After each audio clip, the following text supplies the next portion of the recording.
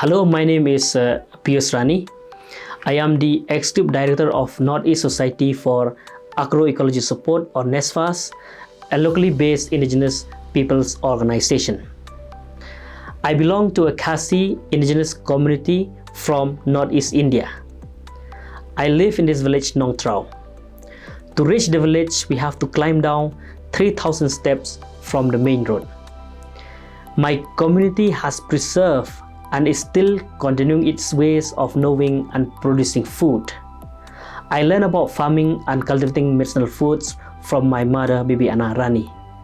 Among the indigenous peoples communities, we learn by observing what our parents do either in the field or in the home. When we reach a certain age, our mothers take us to the forest and fields to collect wild edibles and other food plants to bring home for making a delicious dish. This process of knowing through observation continues with traditional knowledge holders, passing on these ways of knowing and connecting with the natural world to future generations.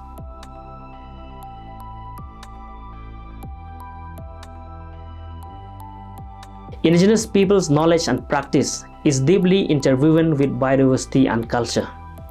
The biodiversity that we uphold is due to the sacred relationship we traditionally have had with nature and honoring that, like all species, we too are part of nature. Hence, extractive and unsustainable approaches to food are not within our culture. This sacred relationship with our land also gave us our traditional values of caring and sharing, and in the particular case of the Khasis, it gave rise to our maternal approach. Northeast India occupies 7.7% of India's total geographical area. Yet, this region supports over half of India's biodiversity. Generations of careful selection and breeding by farmers made possible this astounding richness in agrobiodiversity.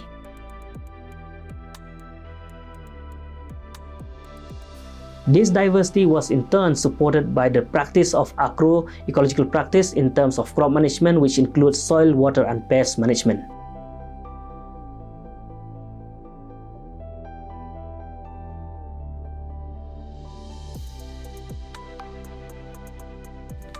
But food is not only produced through cultivation, it is also gathered seasonally.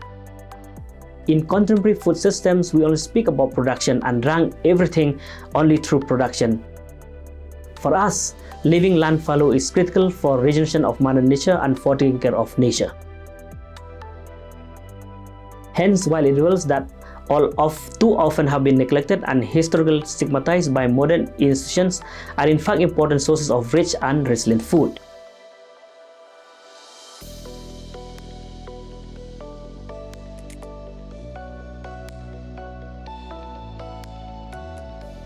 NESFAS is made up of more than 2,500 farmers who are still using traditional farming systems where industrialized food systems have not taken hold. The knowledge, which is the outcome of thousands of years of experience, has been branded by some as primitive. However, with environmental pollution and modern industrialized food system contribution to climate change, there is an increasing acknowledgement of indigenous people's traditional knowledge, which has developed and nurtured the rich agrobiodiversity found in different regions of the world. NESFAS believes that traditional ecological knowledge is equally important to modern science and therefore facilitates a mutually respectful dialogue for sustainable progress. This biodiversity and the knowledge that is held in indigenous people's communities promote resilience. For example, in June 2021, NESFAS, in collaboration with the Food and Agriculture Organization of the United Nations, did a survey to assess the impact of COVID-19 on household food security in 18 villages of Meghalaya and Nagaland. These are the villages that during the survey were found to have strong indigenous people food system. It was found that while the prevalence of moderate or severe food insecurity was 25.83% in Asia, it was only 11.3% in Meghalaya and Nagaland. With this biodiversity, we are not depending on one crop alone, we depend on multiple cropping. If one crop fails, the others survive. Diverse food sources contribute to nutritional security. Through a mapping exercise of local agrobiodiversity done by NESFAS in 2018, we found the average number of food plants per village to be 202. This includes both wild and cultivated varieties. We also asked what plants provide nutrition in local terms. Without any surprise, indigenous peoples identified plants that have benefit for different conditions. Then we collaborated with different universities to look at the nutritional analysis of this food, which confirmed the traditional knowledge. For example, centella is a common wild edible plant that many people, especially young people, tend to ignore. But if we look from the nutritional point of view, it has a much higher content compared to the spinach that we get from the market. These traditional food that have been cultivated for generations are the connecting rods of any community to the land, culture, language, and also the well-being. Preserving this biodiversity is the basis for food security and food sovereignty.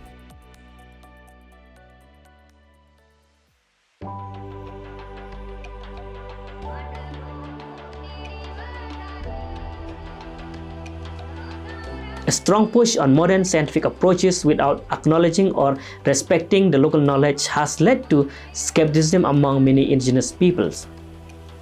Scientists and policymakers need to listen and co-develop knowledge with indigenous peoples when addressing any concern or challenge, not teach them or impose solutions that don't fit the local context. In our network, we have the agroecology learning circles that comprise knowledge holders, young people, and interested farmers who are here to revive, defend, and strengthen indigenous people farming systems. The farmers are not limited to their own knowledge. They are also open to exploring other knowledge systems. These circles promote knowledge exchange among the different communities to address the issues that they face within their own farming systems. These local solutions have proven to be more effective and sustainable for the environment, and these ways of knowing must be valued and protected. The degradation of biodiversity is closely linked with the degradation of local knowledge. When biodiversity is lost, knowledge is lost, language is lost, and finally, culture is lost.